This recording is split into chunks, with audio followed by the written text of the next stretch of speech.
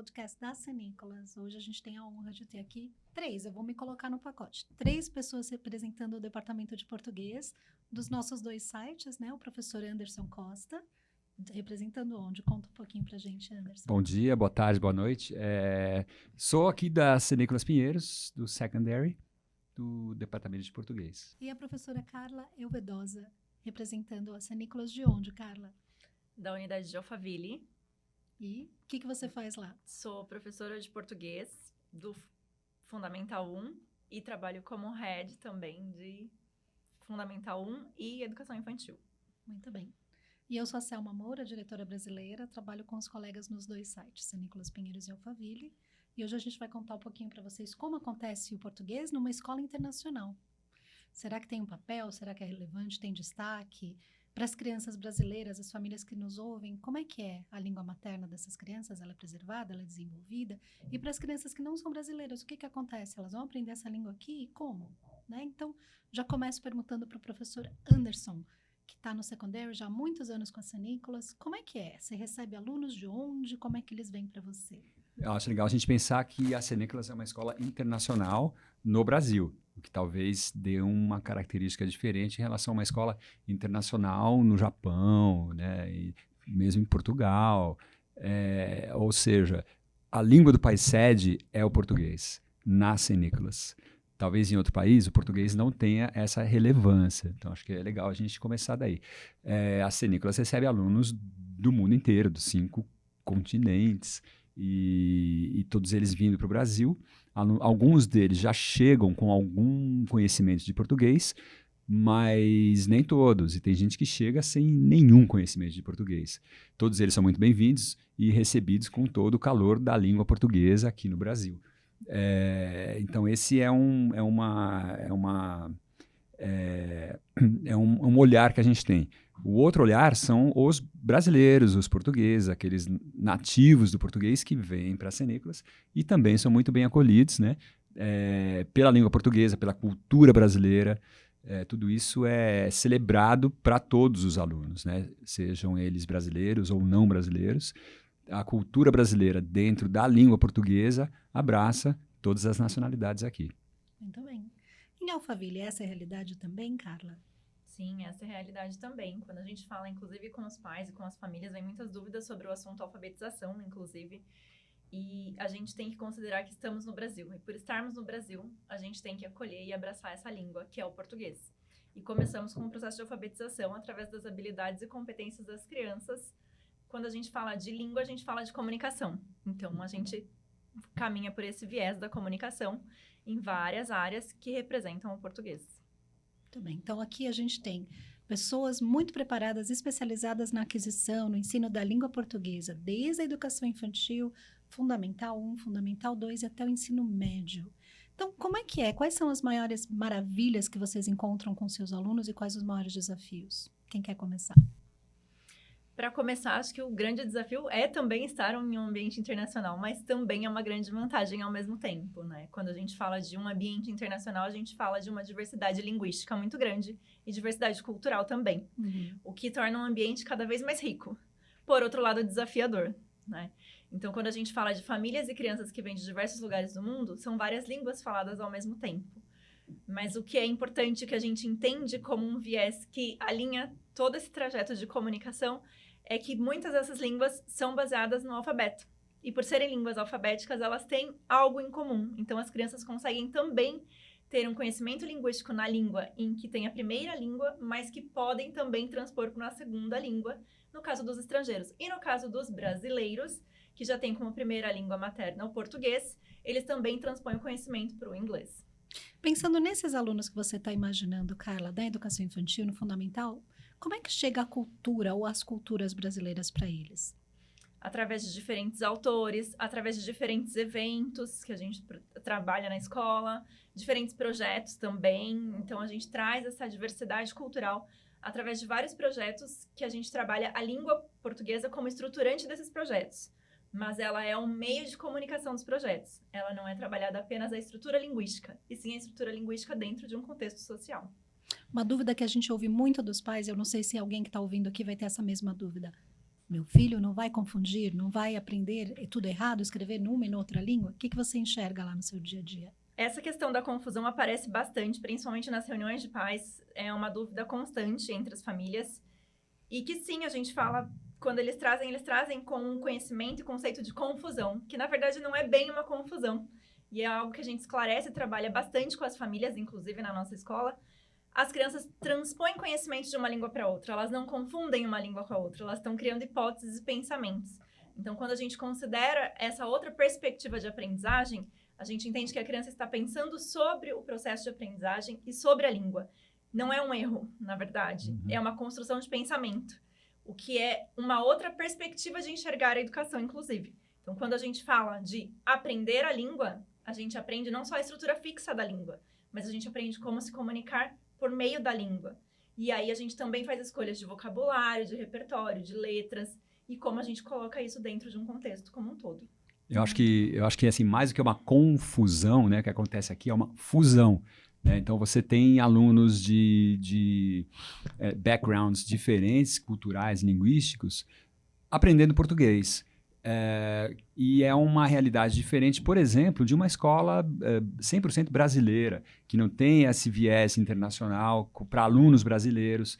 Você tem aqui alunos brasileiros convivendo com estrangeiros, você tem a cultura brasileira convivendo com, como você disse, né, Selminha, culturas brasileiras convivendo com culturas de outros países. Então você tem uma fusão de elementos, de informações, de conhecimentos, né? Você não tem uma confusão, você tem uma construção colaborativa,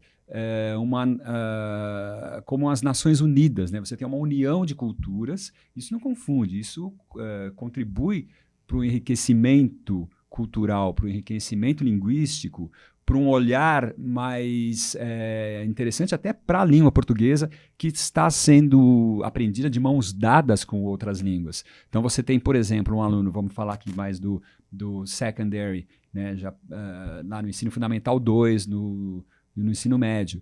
Você tem alunos que chegam para o secondary com algumas, às vezes, alguns elementos dessa fusão e escrevem, por exemplo, eles escrevem aquele exemplo clássico, né, diferente com 2 Fs. É algo que não existe numa escola brasileira. Né? Então, se você tirar uma foto deste aluninho que, por exemplo, está no grade 6 e escreve diferente com 2 Fs e comparar com a produção textual de um aluno de uma escola brasileira no mesmo momento, no 6º ano, esse tipo de característica provavelmente não vai aparecer, mas vão aparecer outras características, né, que são parte de um processo.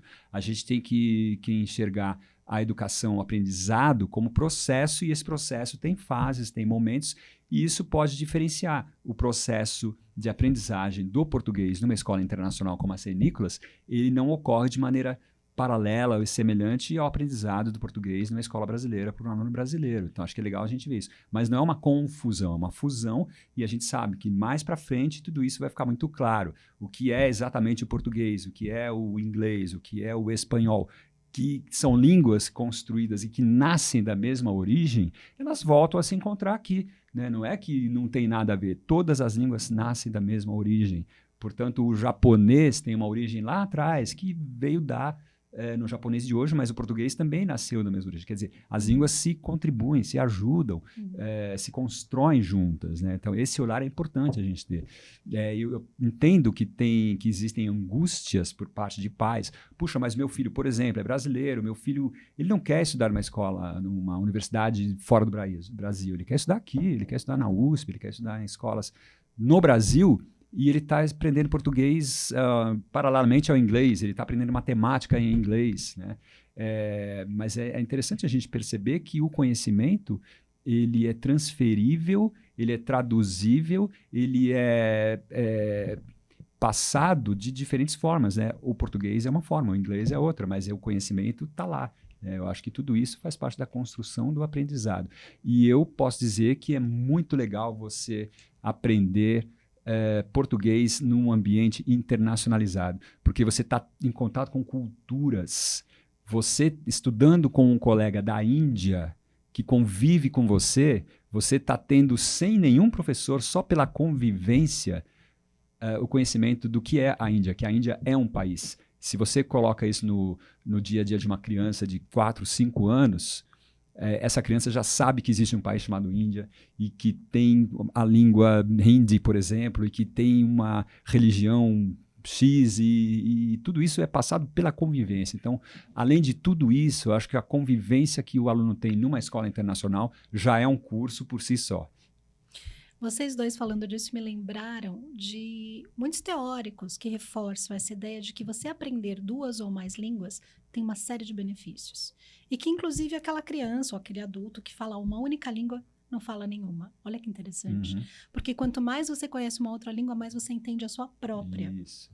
Então, você pensar, por exemplo, eu vou pegar o gancho do seu exemplo, diferente com 2 Fs, porque provavelmente vem do inglês, different, né? Então, essa criança que faz isso, ela está o tempo todo olhando esse repertório linguístico inteiro que ela tem. Ela não separa o que é português, o que é inglês, o que é espanhol, o que é o japonês, o que é o coreano. Está tudo lá no cérebro dela. E ela ter que ativar esse conhecimento traz uma série de ganhos cognitivos, ganhos sociais, ganhos culturais, como a gente está falando aqui. Então, para quem está preocupado se isso vai confundir, não, na verdade é uma experiência incrível. E vocês conseguem arriscar qual a porcentagem da população mundial hoje, em 2024, que é plurilingue? Vocês lembram disso? Que fala mais de um idioma ou mais de uma língua. Vocês acham que a maioria das pessoas no planeta Terra fala uma língua ou mais de uma língua? O que vocês acham? Acredito que fala mais de uma língua, mas que nem todas são consideradas. Mais da metade da população mundial é, no mínimo, bilíngue ou plurilingue. Então, olha que legal, parece que para quem é brasileiro legal, e não teve essa experiência, parece que é uma coisa diferente, uma novidade. Não, falar uma língua só vai ser exceção, não vai ser regra. Isso hoje, né? Pensa agora daqui 10, 20 anos, quando eles forem a própria ideia do Brasil, né? Que é um país que é visto como um país onde as pessoas falam uma língua, né? Tem muitas línguas. É um mito, né? É um mito, né? Tem, sei lá, 100, 230 línguas faladas no Brasil nativamente. Maternas, né? Exatamente. Então, assim, o multilinguismo está em todo lugar, né? Está aqui no ar, né? É que as pessoas, talvez, da geração atual, elas esqueceram disso, porque a gente passou por um período de escolarização muito forte, de proibição das outras línguas nas escolas. 100 anos atrás isso aconteceu. E agora, com a globalização, isso está mudando. Por isso que a gente está vendo muitos pais se interessarem, né? E acho muito legal isso, porque a gente tem que contribuir uns com os outros e isso passa pelas línguas, né? Esse processo de contribuição é muito legal, né? E quando a gente fala do processo de alfabetização, voltando um pouquinho nesse exemplo do diferente e different, a gente tem que entender também um pouquinho da perspectiva construtivista quando a gente fala sobre esse assunto, né? Que não é só a questão da memorização das estruturas fixas linguísticas que a gente utiliza com as crianças, mas sim a exploração linguística, no sentido de entender melhor como a língua se estrutura. E quando eu entendo a minha língua, eu entendo a outra também. Então, quando uma criança confunde diferente com different, ela está, na verdade, não é confundindo, mas sim refletindo sobre o som do F, sobre a perspectiva fonológica representada por essa letra. Se é uma letra, são 2 letras. Se é com PH, como já foi no passado, como farmácia, né? Então, são perspectivas que a gente tem que enxergar como construção de conhecimento. E quando a gente fala de uma escola num ambiente bilíngue, uma escola internacional, a gente tem isso constantemente. Então, a criança apresenta muitas dessas reflexões porque ela tem também acesso a esse tipo de conteúdo e assunto também. Então, quando ela fala de house e aí ela grafa em português algo com H, que seria o horse também do cavalo, e aí ela entende que o H, na verdade, em português tem outra função, que é ou mudar o som da letra ou omitir o som, ela começa a entender melhor como esse H funciona dentro da perspectiva linguística da língua dela. Mas destoando da outra língua que ela está comparando, que no caso seria o inglês no nosso aspecto, mas em outra situação poderia ser uma outra língua. Então, ela entende, assim, a função do H dentro da língua dela, mas também considerando a outra. Tanto pela similaridade, quando ela compara e vê que tem a mesma função quando é numa outra língua, ou quando tem funções diferentes também. Então, é a construção do conhecimento. Muito bom, Carla. Você está trazendo à tona a questão das reflexões metalinguísticas, né? Meta fora, que nem tiro de meta no futebol, para além da língua. Então, esses 2 exemplos, do different com 2 Fs e do house com H, sendo escrito um rato, por exemplo, com H em português, são exemplos que vêm da ortografia e da fonética. Eu estava lembrando de um exemplo que vem do não, na verdade, da gramática. Olha que legal. Uma criança pequena, de quase 3 anos, mandando um áudio para a família. Ela está na Inglaterra mandando áudio para o Brasil. Aí ela fala o seguinte, olha que bacana. Pimos, porque ela não sabe falar o R ainda, né? Pimos, I love yous. Olha que legal. Sim. Nenhum adulto fala assim. Os pais e os professores jamais vão botar um S no you do inglês. Mas ela percebeu por si própria, lá para os 3 anos, que você faz o plural em português colocando S, e em inglês nem sempre. Então, essas reflexões que a gente está falando, elas acontecem no nível da fonologia, da ortografia, da gramática. E eu queria ouvir no nível da literatura. Como é que vocês estão vendo lá com seus aluninhos, seja na educação infantil fundamental ou médio, que vocês trazem literatura portuguesa e isso é visto de uma perspectiva diferente que enriquece o repertório dos alunos? Vamos falar um pouquinho da leitura.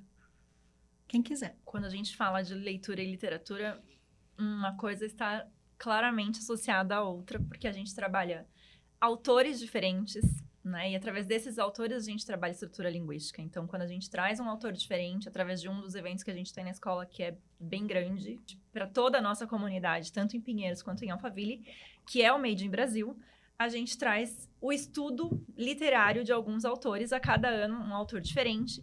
E quando a gente estuda esses autores, a gente também estuda como esses autores se colocam, essa voz autoral que cada autor tem, né? E como a gente se descobre, que estratégias eles utilizam linguísticas para explorar essa língua e comunicar aquilo que eles querem. Pensando não só no contexto social, mas no conteúdo que eles querem colocar, no sentimento que eles querem provocar no seu leitor, né? E as crianças começam a ler vários livros e obras desses autores, a cada ano é um autor diferente, e elas começam a também tentar se arriscar a produzir os seus próprios textos. E aí, com base nisso, a escrita se associa a esse projeto também literário, em que as crianças podem colocar a sua própria voz e descobrir a sua própria voz ao longo dos anos. Eles vão estudando autores diferentes, com estratégias diferentes, e vão também se descobrindo e pensando, nossa, será que eu gosto de escrever mais com onomatopeias? Será que eu gosto de escrever mais invertendo a estrutura linguística? Colocando o sujeito ou o verbo primeiro, como eu vou colocar isso, trabalhando rimas, sentimentos abstratos, e aí vem toda a estrutura linguística por trás de todo esse projeto. Quantas vezes já tivemos o Made in Brasil em Alphaville, Carla? 3, estamos indo pro 4º ano. Muito bom. Anderson, conta pra gente o que é. Desculpa, Selminha, eu sei que você vai perguntar no Meio do Brasil, mas eu posso falar só sim, pra gente... claro. Não, legal. Não, porque eu acho muito legal o que a Carla falou, que você levantou, do PIMOS, I Love Yous, né? Eu acho que isso... é um exemplo claro de que essa criança que fala I love yous nesse momento, amanhã ou depois ela não vai mais falar I love yous. Sim. Mas esse I love yous, esse erro, né, entre aspas, ele é muito importante, né, para o aprendizado. É isso que a gente tem que entender. Então não é assim confundir, é uma fusão. Exato. E os erros são importantíssimos para o aprendizado. Sem errar, ninguém aprende. Né? Então, assim, bem-vindos erros. Crianças, errem. Né? O Nelson Rodrigues falava... Alguém perguntou para ele, o que você tem a dizer para os jovens? Ele falou, jovens, envelheçam. Né? Então, crianças, errem, porque é errando que vocês vão aprender. Né? Então, assim, a contribuição milionária de todos os erros, é o que dizia Oswald de Andrade, ela é importantíssima. Né? E, ao falar I love yous, ela está errando, mas é um erro que vai provocar reflexões para ela chegar à conclusão de que, numa língua, ela vai falar I love you, e na outra ela vai falar eu amo vocês. Né? Então, isso é muito legal, né? Isso é importante para aprendizado. Gosto muito de pensar, Anderson, na metáfora do GPS, quando a gente fala sobre isso. Porque quando a gente fala de seguir um caminho para um determinado lugar, que é um ponto fixo, quando a gente sai para onde a gente chega, a gente sai de um lugar e segue aquele caminho. Se a gente não se arrisca a seguir caminhos diferentes, a gente não descobre um melhor caminho. Exatamente. E a construção do conhecimento é exatamente isso, né? Construir melhores caminhos. E para que a gente construa melhores caminhos, a gente tem que se arriscar seguindo novos caminhos. Até porque poesia é risco, né? É risco, isso é um poema, tá? Poesia é risco, a palavra arriscada é risco, assim, porque você tem que riscar e tem que arriscar, né? E só para antes de chegar no Made in Brasil, porque a Carla falou um negócio muito legal, e você perguntou também de como que a literatura brasileira e misturada, né? Como é que a gente vê isso? Como a gente pensando no repertório, a gente estava falando de transferências, de reflexões metalinguísticas, pensando no repertório literário dessas crianças, como é que essas línguas se fundem? Se fundem, né? Eu acho assim, a gente pode dar, por exemplo, eu gosto de pensar num exemplo muito claro, assim, que reflete essa metáfora da fusão, da contribuição dos diferentes aspectos culturais, falando do Machado de Assis, que é um autor muito, talvez... não sei o que vocês acham. O meu favorito. O seu favorito. Maravilhoso. Um dos maiores, o maior autor, não do Brasil, mas em língua portuguesa, muitos dirão, E esse autor do século XIX, ele escreveu livros maravilhosos, né? Sei lá, Dom Casmurro, Isel Jacó, Memórias Póstumas de Brás Cubas, que está bombando agora, né? Voltou, né? Por causa de uma menina, uma americana aí que fez que veio para o Brasil. Com diversas estratégias, inclusive. Uma delas é começar uma história pelo fim e não pelo começo, né? E exato. aí foi onde eu me encantei como leitora, porque ele inverteu exatamente a história. Ele começa pelo fim e aí ele vai encaminhando a história para o começo, né? Ele começa morto já, exatamente, né? Enterrado, né? Falando de dentro do caixão. Não, o melhor é a dedicatória, gente. A dedicatória, pois é. E esse autor, Machado de Assis, olha que interessante, ele gostava muito de ler Shakespeare. E ele leu tudo praticamente do Shakespeare no original, e a literatura do Machado de Assis conversa muito de perto com o Shakespeare. Você pega contos dele, você pega o próprio Dom Casmurro, né? O Otelo tá lá, e Romeu e Julieta, tá tudo lá, né? O Hamlet. Literalmente, eles estão lá. Então, Machado de Assis leu o Shakespeare e escreve suas obras. Muitos dos nossos alunos leem Shakespeare nas aulas de inglês. E eu duvido que alunos de outras escolas aqui no Brasil leem Shakespeare no original como os nossos alunos leem. Então, eles leem o Shakespeare porque eles estudam numa escola internacional, né, no qual uma das principais línguas é o inglês e a cultura, e eles leem Shakespeare.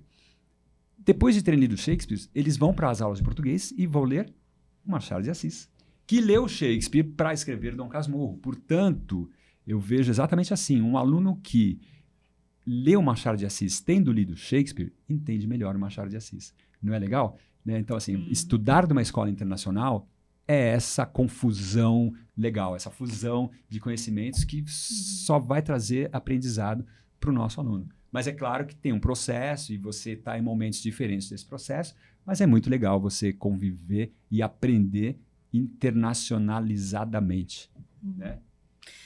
Eu acho que é legal destacar para quem não conhece, para quem está ouvindo pela primeira vez algo sobre escolas internacionais, que o nível linguístico que os alunos alcançam e que a gente prova lá no Extended Essay, quando eles constroem, aí eu vou pedir para o Anderson já falar mais, porque eu sei que ele sabe mais do que eu sobre isso. Eu já li vários Extended Essays dos alunos sobre temas incríveis que eu acho que muitos adultos na faculdade não escreviam daquela forma. Né? Uma competência linguística, cultural, uma habilidade de pesquisa absurda. Então, para quem se preocupa se essa fusão no final vai dar certo, não vai dar certo, vai dar muito mais do que certo, eles vão chegar muito mais longe. Fala pra gente. Não, porque o Extended Essay, que é uma monografia que os alunos fazem ao final do curso aqui da St. Nicholas, que é o IBDP, que é o diploma, eles têm que fazer uma monografia, eles escolhem uma matéria e escolhem um assunto dentro daquela matéria, escolhem uma linha de pesquisa e desenvolvem uma pesquisa. Essa pesquisa é muito profunda, eles têm que escrever um texto monográfico de cerca de 4.000 palavras, que é algo que, quando eles chegam numa universidade, raramente eles vão fazer um trabalho desse tamanho. Então, vale a pena destacar que eles têm que colocar argumentos, fatos e atrelar tudo isso a uma única escrita, né? Então tem que ter um texto muito bem amarrado, muito bem estruturado. Fontes de pesquisa, tem que fazer uma pesquisa muito legal. Aliás, o curso todo do diploma, se você pega as matérias de higher level, pega biology higher level, matemática higher level, languages, literatura higher level, elas conversam muito com já o primeiro ano de cursos universitários, né? Nesse nível, a profundidade do curso do diploma. E acho que é isso, né, que você perguntou da monografia, que é o Extended Essay, né? A gente tem relatos de alunos, de ex-alunos que voltam para conversar com a gente, e é comum eles dizerem: eu estou no quarto ano de jornalismo aqui em São Paulo e eu nunca fiz um trabalho tão profundo quanto que eu fiz no Extended Essay. E um curso de jornalismo é um curso no qual o aluno tem que escrever muito, né? Tem que ler muito. Então, a gente está, assim, falando de algo muito, muito legal, que é o curso do IB, né? Do MYP, do diploma, do PYP, essa sequência, eu acho que vai dar numa formação bastante interessante e internacionalizada, né?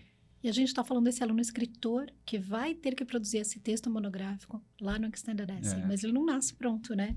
Então, vamos voltar para o Made in Brazil. Eu queria que vocês falassem aqui dos filhos de vocês, porque dá à luz, né? A gente literalmente dá à luz um trabalho desse tipo todos os anos, tanto em Pinheiros quanto Alphaville, sai uma publicação, uma antologia de textos dos alunos, e não só dos alunos.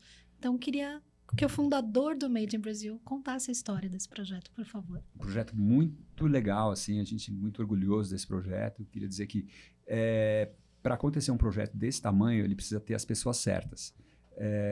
Eu cheguei a pensar em algo do tipo há muitos anos, há uns, não sei dizer quando, 20, talvez 18 anos.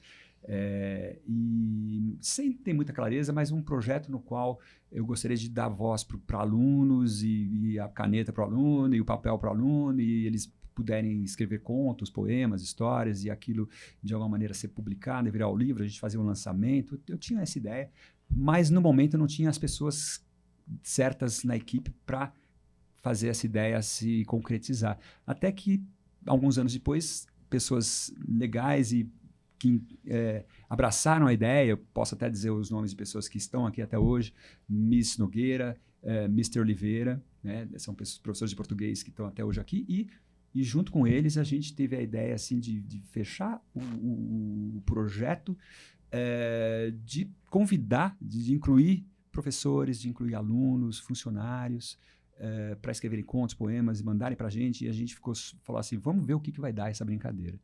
Isso foi em 2013, se não me engano, o primeiro Made in Brasil. E a gente ficou surpreso com a quantidade de textos que recebemos de todos os cantos da comunidade escolar, e a gente teve que fazer uma seleção, porque para publicar um livro a gente selecionou mais ou menos 60, 70, e publicamos o primeiro, que eu acho que está ali, né? O primeiro Made in Brasil, que tinha uma carinha mais experimental, o branquinho aí. Eu acho que esse é o primeiro. Mais, uma carinha mais limpa, parece aquele time de futebol, assim, sem muito patrocinador, né? Assim, mais... temos aqui lá no primeiro, tinha lá o Mr. Miguel, Miss Nogueira, Mr. Oliveira, e era uma carinha mais limpa, assim, mais clean, né? Mas aqui a gente tem o trabalho de muita gente e a gente viu que foi legal. A gente fez uma cerimônia, foi muito legal. Famílias vieram, a gente fez um coquetel e a gente falou, vamos fazer de novo? E a gente fez no ano seguinte, a coisa cresceu. Aí, na verdade, o marido da Miss Nogueira falou assim, por que vocês não colocam a comunidade de fora das Cenícolas? E aí a gente pensou, vamos juntar o CAS, que é do diploma, e eles fazem um trabalho lá em Paraisópolis, numa comunidade, a gente levou o Made in Brasil para a escola lá em Paraisópolis, eles compraram a ideia, e todo ano eles também mandam poemas, a gente seleciona um, e a gente faz uma cerimônia. Então, é um projeto que conversa com a comunidade das Cenícolas, a comunidade extra-Cenícolas, e a gente, depois do lançamento, a gente vende alguns livros, e todo o dinheiro que a gente arrecada, a gente reverte para livros que são doados para a biblioteca lá em Paraisópolis há 13 anos. Então, eles têm uma biblioteca muito legal, graças a poemas e contos que os nossos alunos, que a nossa comunidade escreve. Escrever é uma brincadeira muito séria que pode transformar. Então, basicamente, esse é o projeto e que foi para a Alphaville, né, Carla? Fala aí, Sim, com certeza. Foi para a Alphaville, um projeto lindo, né? Que só cresceu e tende a crescer cada vez mais e impactar não só na comunidade interna, mas externa também. Né? E acho que pensando nesse ambiente aí de cenário internacional bilíngue, a gente traz o Made in Brasil, que é feito no Brasil, né? Feito no Brasil, né? Com autores brasileiros, exatamente. E a gente traz para as crianças a cada ano autores diferentes, onde eles vão estudando também, enriquecendo a comunidade leitora, para que eles possam também explorar aí estruturas linguísticas, escrever seu próprio texto, sua identidade autoral. As crianças começam lá em Alphaville desde pequenininhas já a entrar em contato com esses autores, a participar desse projeto, desse evento. E a cada ano a ansiedade e a vontade de estar no livro é maior. E a gente trabalha bastante com a celebração desses autores, que ficam muito felizes e orgulhosos e celebram não só quem está no livro, mas quem não está também. Celebra por quem está, porque sabe o quanto o processo de construção, como o Anderson falou aqui, escrever uma brincadeira séria. A gente brinca, se diverte, ri, mas ao mesmo tempo se concentra muito para poder produzir um bom texto e selecionar os textos que se sobressaem a cada ano. E a cada ano vai ficando mais difícil, porque as produções das crianças vão ficando cada vez melhores, né? E a comunidade vai interagindo cada vez mais. Que autores que vocês já homenagearam? Já trabalhamos lá, já trabalhamos com a Tatiana Belink, falando um pouquinho dessa questão de ser uma pessoa que não é brasileira, mas que se considera brasileira, inclusive, né? Valorizando muito a cultura brasileira. E é um lugar que ela falou que ela não viveria em outro lugar, na verdade, né? Depois que veio morar aqui. A internacionalização, né? Exatamente. Acho que a cada ano a gente vai trazendo uma identidade para esse evento que se comunica com o ambiente internacional, mas também com essa questão da nacionalidade do Brasil, que é o país sede onde nós ficamos, e temos o nosso público, a nossa escola, né? As 2 unidades. E trabalhamos essa diversidade cultural. Aí trabalhamos também com Léo Cunha, que explora um pouquinho mais essa questão da língua e da brincadeira, como você trouxe, né? Com poemas, músicas, piadas em alguns momentos. Esse ano a gente está trabalhando com um autor novo, que é o Pedro Bandeira, pra gente lá, né? E as crianças estão descobrindo um pouquinho desse outro lado do sarcasmo também esse ano. Então, eles estão vendo como assuntos sérios podem se tornar brincadeiras e também tem esse lado fictício que traz um pouquinho da narrativa fictícia, dos poemas, das piadas, das rimas também, e dessa desconstrução de imagem que a literatura também traz e proporciona para as crianças. E o Pedro Bandeira é bem essa brincadeira, né? Porque ele é ator, né? Ele, além de ser autor, e acho que ele brinca legal com isso, ele cabe direitinho na proposta de vocês, a Alphaville, né? A gente também traz aqui todo ano um autor. Esse ano a gente homenageia a Conceição Evaristo, e na medida do possível, né? Então a gente homenageou já Chico Buarque, Mário Quintana, Clarice Lispector, Monteiro Lobato. Em 22 a gente não teve como não homenagear a Semana de Arte Moderna, né? Enfim, são 13, 14 anos de Alice Ruiz, eu não lembro, mas assim, são tantas, Mário de Andrade, e quando, né, possível, a gente conseguiu trazer gente aqui na Cinema, que foi bem legal. A Alice Ruiz veio, né, a homenageada esteve aqui, participou do Made in Brasil. Na Semana de Arte Moderna, a gente trouxe o neto do Oswald de Andrade, o Rudá de Andrade, que é um cineasta e que já tinha vindo aqui a Cenícolas, conhece o nosso trabalho. E é um trabalho bastante antropofágico, né, o Made in Brasil, e a internacionalização, que é justamente a contribuição das culturas internacionais, enriquecendo o Brasil, né? É um movimento antropofágico que a gente faz aqui na Cenícolas. E é o momento de apresentar tudo isso para as famílias, né? Para se orgulharem dos seus filhos, para se orgulharem, porque os pais também participam, para todo mundo se sentir integrado. Tudo isso, o Made in Brasil com S, né? Ele é a personificação, é uma metáfora, como você falou, Selminha, do que a gente acredita enquanto escola, enquanto educação, que é a internacionalização, que é a união, a contribuição, né? Eu acho que está tudo junto ali. É o diferente com F, que pode começar a ser escrito com FF e tudo bem, daqui a pouco ele vira um Fzinho. Ou com né? PH. Ou com PH, né? Ou farmácia, né? Quer dizer, na verdade, se você escreve farmácia com PH, você é um erro erudito, né? É um erro erudito escrever farmácia com... arcaico, né? Pois é, né? Que vem do grego, né? Do fármacos, que é com PH, né? Quer dizer, é um erro erudito, né? Quer dizer, é legal. E você só faz esse erro erudito porque você está em contato com outra cultura, né? Então é isso, né? O fármaco, que não é o farm, que é da fazenda, que é um outro farm que é com F. Esse não é esse é do latim, né? Então a gente está aprendendo português com influência do grego, do latim, via inglês, que é muito legal, né? Então vamos errar assim, conhecendo um monte de coisa, é muito mais legal do que não conhecer, né? E acertar. Você me lembrou de uma frase que eu amo e você já me ouviu falar tanto que você já até colocou na parede lá no seu departamento, né? Não há uma língua portuguesa, há línguas em português. Do Saramago, né? Do Saramago. Que é a língua portuguesa de Portugal, mas que ele mesmo diz que é um filho que superou o pai, né? O Brasil é um filho que superou o pai. Então, olha, a gente podia ficar o dia inteiro falando aqui. É uma delícia, acho que flui tão bem. Queria né? só trazer um último assunto aqui. Sim, também, por favor. pensando que a gente também coloca toda a estrutura da escola curricular, pensando um pouquinho nos pais que estão aí em casa, que têm um pouco de dúvida também sobre esse assunto, né? Da estrutura curricular, a gente se baseia na BNCC, no que a gente estrutura na escola, e quando a gente fala de língua, a gente fala de comunicação. E o Made in Brasil é um projeto que me encanta, além de todas essas vertentes que a gente falou aqui, né? De todas essas perspectivas, mas tem uma específica que eu sou apaixonada, que é a questão da comunicação. Porque quando a gente fala de um projeto como o Made in Brasil, a gente fala de comunicação não só de língua, não só de autor, leitor, mas a gente fala também de outras línguas que muitas vezes a gente se esquece. Então, quando a gente fala das capas dos livros e dos projetos, elas também trabalham com a perspectiva artística das crianças. Então, eles também pegam essa ideia do evento a cada ano e transformam isso em uma capa para o livro. E também faz parte de um processo de seleção, no qual elas colocam a identidade artística delas. E a cada ano a gente tem enriquecido mais esse projeto. No ano passado a gente trouxe também a identidade musical. Então, a ideia é que a cada ano a gente trabalhe com o Made in Brasil no sentido da comunicação, não só da língua escrita, mas da língua nas suas diferentes formas e diferentes contextos. Que acho que é a ideia de integrar, né? Então, você está integrando conhecimento, você está colocando literatura, você está colocando arte. É um projeto artístico-literário, né? As capas são feitas pelos alunos, a participação musical conversa com o autor, né? As bandas, esse ano aqui em Pinheiros, a gente homenageia a Conceição Evaristo, que é uma autora mineira. Então, a banda do Grade 9 e a orquestra vão tocar Clube da Esquina, que são músicos mineiros, assim como a Conceição Evaristo. Então, a gente vai ter lá no coquetel comidinhas mineiras, né? A gente vai ter todo um projeto que conversa com essa cultura que a Conceição Evaristo produziu, que foi estudado, foi apresentado para os alunos. Então, assim, é a cultura, né? É integrar. É a internacionalização. A gente volta para o diferente com o FF, que é muito gostoso. Assim, é goiabada com queijo, né? Misturada com, sei lá... Fish and chips. Fish and chips, isso. Muito bom.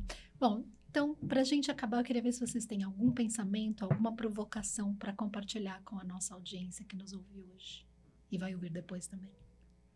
Gostaria de falar que a língua não é o fim, é o meio. Muito bem.